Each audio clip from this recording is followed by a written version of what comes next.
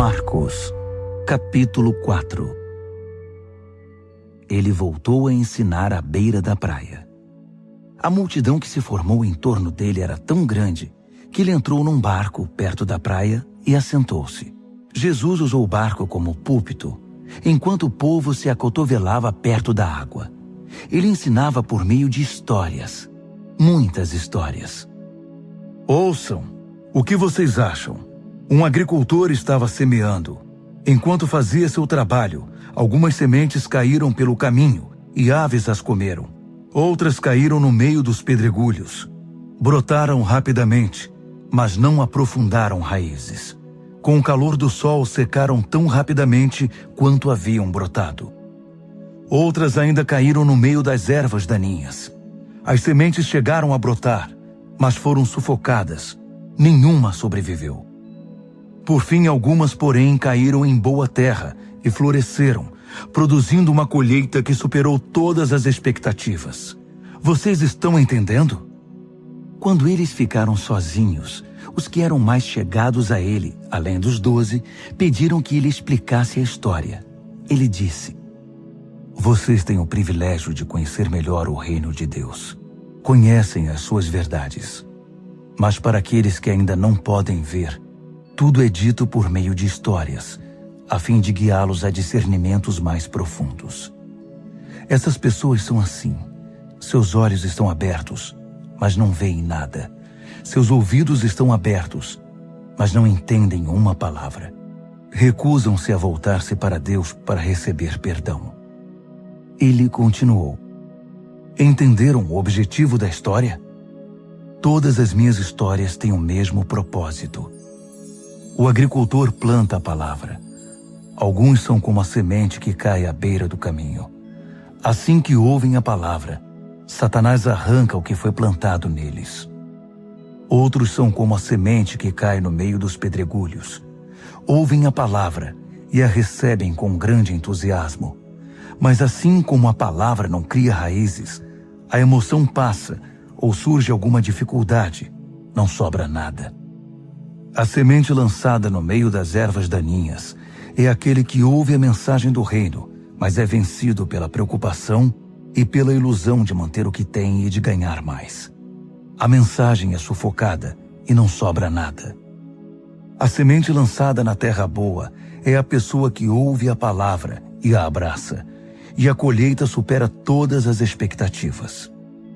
Jesus continuou: Alguém compra uma lâmpada para pôr debaixo do tanque ou debaixo da cama? O que se faz não é colocá-la numa prateleira? Nós não estamos guardando segredos. Nós os estamos revelando. Não estamos escondendo nada, mas tornando público. Vocês estão entendendo? Ouçam bem o que estou dizendo. Fiquem atentos quando algum espertalhão ensinar que vocês podem vencer na vida por vocês mesmos. Dar é o caminho, não ganhar.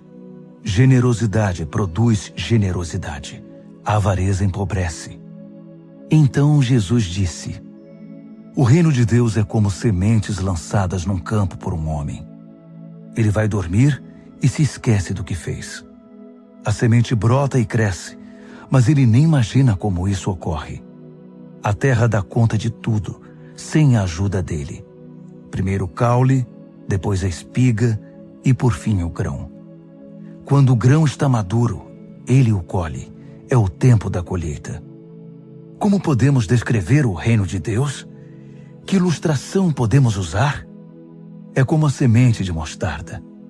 É uma das menores sementes, mas uma vez plantada, germina e cresce tanto que os pássaros fazem ninhos em seus ramos e abrigam-se à sua sombra. Com outras histórias semelhantes, ele apresentava sua mensagem ao povo, aplicando as histórias à experiência e compreensão deles. Ele sempre contava uma história. Quando estava sozinho com seus discípulos, explicava tudo, desfazendo o emaranhado. Todos os nós eram desatados. Naquele dia, ao cair da tarde, ele decidiu: Vamos para o outro lado do mar.